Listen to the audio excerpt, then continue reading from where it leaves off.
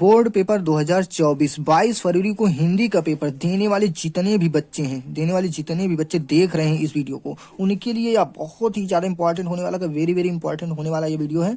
तो इस वीडियो को पूरा लास्ट तक देखना, क्योंकि इस वीडियो में बताने वाले हैं 22 फरवरी को हिंदी के पेपर में आपको 70 में 70 नंबर लाने का फार्मूला, जो टॉपर लोग करते हैं, जो टॉपरों का फार्मूला है, उसको इस वीडियो में बताने वाले हैं।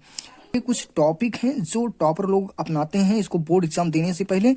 इन टॉपिक को ही आप अगर ध्यान से अच्छे से समझ गए तो आपको 70 में 70 लाने से कोई नहीं रोक सकता। इसका हिंदी का पेपर, अगर हिंदी में अगर आप चाहते हैं कि हमको पूरा पूर्णांक मिले, यानी कि 70 में 70 नंबर मिले, तो इन टॉपिक को आप जरूर देखना, क्योंकि ये कुछ ऐसे टॉपिक हैं जो आपको टॉपर बनाएंगे। क्योंकि 22 फरवरी को आप पेपर में धुआं कर दोगे, सिर्फ इन्हीं टॉपिक के माध्यम से धुआं कर दोगे, सिर्फ यही कुछ टॉपिक के माध्यम से। तो ये टॉपिक कौन कौन से हैं, इनको आप लोग ध्यान दीजिएगा। टॉपिक देखिए, कुल टॉपिक कितने हैं? 8। इन 8 अगर टॉपिक को अगर आप जान गए तो आपको और कुछ तैयार करने की जरूरत नहीं, और कुछ भी नहीं पढ़ने की जरूरत है। बस इन 8 टॉपिक आप बनेंगे टॉपर। इन 8 टॉपिक से आप बनेंगे टॉपर, ये मेरी 100% गारंटी है। अगर आप चाहते हैं कि 22 फरवरी को पूरा एकदम 22 फरवरी को हिंदी के पेपर में धुआं कर देना है, तो मेरे प्यारे बच्चों इस वीडियो को पूरा लास्ट तक देखना, पूरा लास्ट तक देखना। और जितना भी इसमें बताऊंगा 8 के 8 टॉपिक को बहुत ही ध्यान से समझना। यह वीडियो डिलीट होने से पहले आप लोग इसको जान लो, क्योंकि इस पे केस भी हो सकता है, वीडियो पे स्ट्राइक भी आ सकता है, क्योंकि यह बोर्ड से रिलेटेड है। 2024 के बोर्ड वाले भी इस पे स्ट्राइक कर सकते हैं इस वीडियो पे। तो वीडियो डिलीट होने से पहले पूरा देख लेना, और आपके जो फ्रेंड होंगे, आपकी जो भी फ्रेंड हैं, उनको ये वीडियो जरूर शेयर कर देना जो आपके साथ पढ़ते हों, ताकि उन बच्चों का भी भला हो जाए। वीडियो स्टार्ट करने से पहले आप चैनल पे अगर नए हो तो चैनल को सब्सक्राइब कर लीजिए, और वीडियो को लाइक कर दीजिए, अपने दोस्तों के साथ शेयर कर दीजिए। चलिए बिना देरी किए वीडियो को करते हैं स्टार्ट। टॉपिक नंबर फर्स्ट, यानी कि पहला टॉपिक है जीवन परिचय। अब आपको जीवन परिचय में किस किस का जीवन परिचय याद करना है। देखिए, अब जीवन परिचय, कवि का जीवन परिचय और लेखक का जीवन परिचय कुल कितना आता है? 10 नंबर का। कैसे? 5 नंबर इनका और 5 नंबर, यानी कि 5 नंबर कवि के जीवन परिचय पे और 5 नंबर लेखक के जीवन परिचय पे, 10 नंबर यहाँ से आता है। और किन किन लेखक, देखिए कवि में किसका? सूरदास जी का जीवन परिचय तैयार करना है, और इनकी रचनाएं ध्यान से देखना, इनकी रचनाएं। वीडियो को स्किप नहीं करना, पूरा ध्यान से देखना। ये फार्मूला आप लास्ट तक देखोगे तो आपको खुद ही ये एहसास होगा कि नहीं सर जो बताए हैं ये पूरा इंपॉर्टेंट। देखिए, और इसमें इनका भी रचनाएं। तो रचनाएं चाहे आप लेखक का याद करिए, देखिए कवि का याद करें तो भी इनकी रचनाएं, और लेखक का जीवन परिचय याद करें तो भी इनकी रचनाएं। कवि में सिर्फ 2 का याद करना है, सूरदास जी का और तुलसीदास जी का।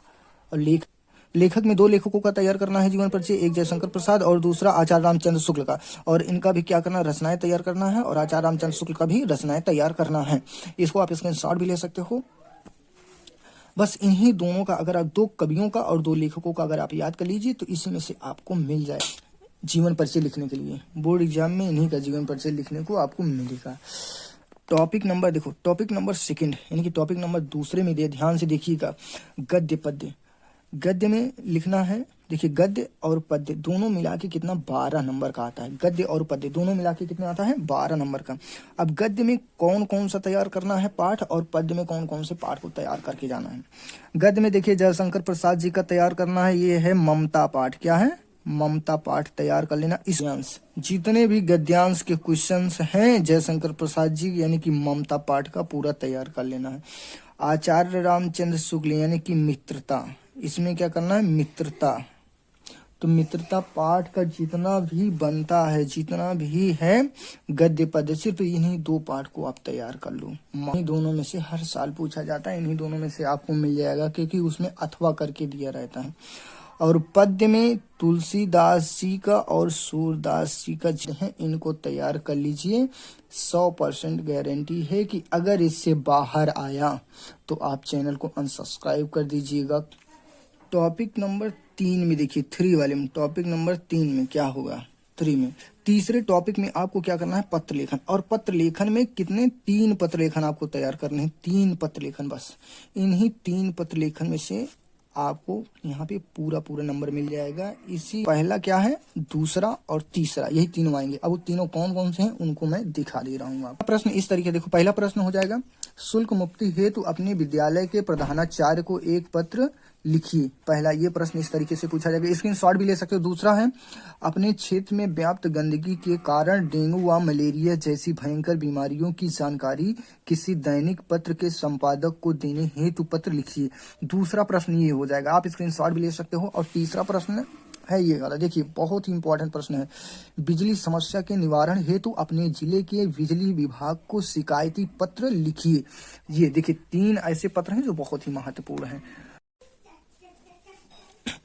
तो आपको तीनों प्रश्न समझ में आ गया होगा। पत्र लेखन का 3 प्रश्न ऐसे इंपॉर्टेंट पूछे जाते हैं जो तीनों समझ में आ गया होगा। लेखन पे आपका आता है 9 नंबर का, कितना आता है, 9 नंबर का। पहला हो जाएगा जनसंख्या नियंत्रण या जनसंख्या वृद्धि पर, ठीक है, जनसंख्या। दूसरा है बेरोजगारी पर, और तीसरा है विज्ञान का योगदान, विज्ञान का योगदान या फिर पर्यावरण पे। चौथा है सदाचार पर। पांचवा जो सबसे महत्वपूर्ण है वो नारी शिक्षा का लाभ है। क्या है, नारी शिक्षा का लाभ। अगर आप चाहते हैं निबंध लिखने का तरीका आपको कैसे पता चले, अगर मान लीजिए पेपर में निबंध लिखना नहीं आ रहा है तो कैसे लिखें, निबंध लिखने की ट्रिक अगर जानना चाहते हैं तो वीडियो एंड स्क्रीन पर देखिए।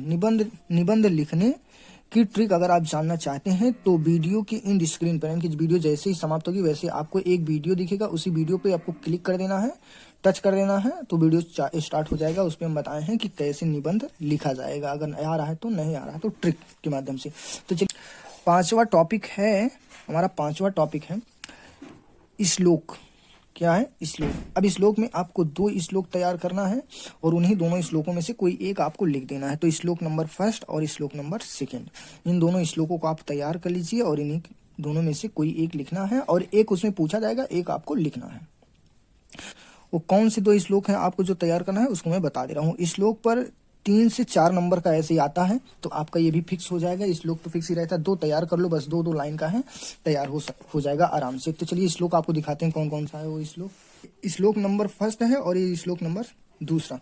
तो पहला श्लोक है, बंधनम मरणम वापि जयो वापि पराजय उभद्र समो वीरा वीर भवो ही वीरता। पहला हो गया। और दूसरा एक तैयार कर लेना है, सर्वे भवन्तु सुखिनः सर्वे सन्तु निरामया सर्वे भद्राणि पश्यन्तु मां कस्यदि दुख भाग भवति। तो ये दोनों आप याद कर लेना, चाहो तो स्क्रीनशॉट भी ले सकते हो, करना है कोई भी 2 श्लोक आप तैयार कर सकते हो। तो ये वो टॉपिक हैं जिनको आप इसी टारगेट, देखिए टॉपर आप कैसे बनोगे, टॉपर आप कैसे बनोगे, आपको अगर ये पता रहेगा क्या क्या चीज पेपर में पूछा जाएगा और आप वही सिर्फ तैयार करोगे, क्योंकि बहुत ही कम समय बचा है, बहुत ही कम टाइम है, बहुत ही कम। 8 टॉपिक हैं, अगर इन 8 टॉपिकों पे अगर आप अच्छे से काम कर लिए, अच्छे से तैयार कर लिए तो आपको जो है हिंदी में बहुत ही अच्छा नंबर मिल जाएगा, यानी कि आप 90+ पा सकते हो हिंदी में, ठीक, 90+ मार्क्स पा सकते हो। टॉपिक नंबर 60वां देखिए, 60वां टॉपिक है। 60वें टॉपिक में है आपकी कहानी। जो कहानी होता है जिला वाइज रहता है, यह हर जिले में अलग अलग होता है। तो हमारे यहाँ पे क्या चलता है, मेवाड़ मुकुट। तो मेवाड़ मुकुट जो कहानी है वो, और आप अपना विद्या क्वेश्चंस में देख सकते हैं, और आप अपने विद्या क्वेश्चंस में देख लेना या अपनी किताब में, बुक में देख लेना कि आपके जिले में कौन सा चल रहा है, यानी कि कौन सी कहानी आपके जिले के लिए है। तो ये हर जिले के लिए अलग अलग होती है। तो हमारे जिले के लिए क्या हो, मेवाड़ मुकुट चलता है, तो ये क्या हो जाएगा, मेवाड़ मुकुट, क्योंकि सुल्तान। तो अगला टॉपिक देखिए, ये कहानी हो गया, और कहानी में आपको सीधे 10 नंबर या 9 नंबर ऐसे ही कुछ मिलता है, तो आपका ये 10 नंबर ये भी क्लियर हो जाएगा। देखिए टॉपिक नंबर 7वां, इसमें यह है अनिवार्य संस्कृत का पद्य गद्य संदर्भ अनुवाद, यानी कि संदर्भ सहित अनुवाद करना भी रहता है। तो इसमें 2 पार्ट हैं, पहला ये पाठ है और दूसरा है भारतीय संस्कृति। इन्हीं दोनों पाठों का आप गद्य पद्य तैयार कर लीजिए। इनके अलावा कभी नहीं पूछा गया, यानी कि वाराणसी से पूछा जाएगा तो वाराणसी से पूछा जाएगा, भारतीय संस्कृति से ही पूछा जाएगा, इसके अलावा और किसी पाठ से नहीं पूछा जाता है। हमारा ये सब बताने का यही मतलब है कि आप लोग, अब कम समय बचा है तो फालतू के जो पाठ हैं जो जिसमें कुछ नहीं मिलने वाला उसको नहीं पढ़ना है, अब सिर्फ वही पढ़ना है जिससे आपको नंबर मिले। अगला टॉपिक है आठवां टॉपिक देखते हैं, आप इसका स्क्रीनशॉट भी ले सकते हो। टॉपिक नंबर 8वां और सबसे आखिरी टॉपिक है, सबसे अंतिम और आखिरी टॉपिक है और 8वां। इसी को मैं कह रहा था कि MCQ यानी कि बहुविकल्पी प्रश्न यहीं से आते हैं। और ये कितना आता है? 20 नंबर का। कितना आता है? पूरे 20 नंबर का आता है। कैसे? हिंदी गद्य यानी कि शुक्ल युग एवं शुक्लोत्तर युग, यही आपको विकल्प में पढ़ना है। हिंदी पद्य में पढ़ना है आपका रीतिकाल एवं आधुनिक काल। यहीं से इन दोनों को पढ़ोगे तो आपका कितना 10 नंबर मिल जाएगा इन्हीं दोनों में से, कि हिंदी गद्य और हिंदी पद्य की से। और हिंदी व्याकरण से आपको 10 नंबर मिलने वाला, तो 10 ये और 10 यहाँ, ये मिला के टोटल कितना हो जाएगा? 20 नंबर। तो ये रहा पूरा 8 के 8 टॉपिक। अगर इन टॉपिकों को आपके पास जितना भी टाइम बचा है, जितना भी समय बचा है पेपर देने का, सिर्फ प्रतिदिन यानी कि प्रतिदिन आप यही पढ़िए, प्रतिदिन आप इसी पे मेहनत कीजिए, मैं आप जो है मेरे बताए गए अगर इन 8 टॉपिकों को आप ध्यान में रखते हुए आप अगर पढ़ाई करेंगे, अपनी हिंदी की तैयारी करेंगे तो 90+ मार्क्स आपका आएगा, इससे कम नहीं आएगा। और पेपर के टाइम आप पेपर दे के चले आओगे तो बाद में जब रिजल्ट आएगा तो आप खुद ही ये पता चल जाएगा कि आपको कितना मार्क्स मिला। हम लोग इस टाइप की वीडियो अपने चैनल पे बनाते रहते हैं ताकि आपकी तैयारी प्रॉपर तरीके से चलती रहे। तो मिलते हैं फिर किसी दूसरे वीडियो में, तब तक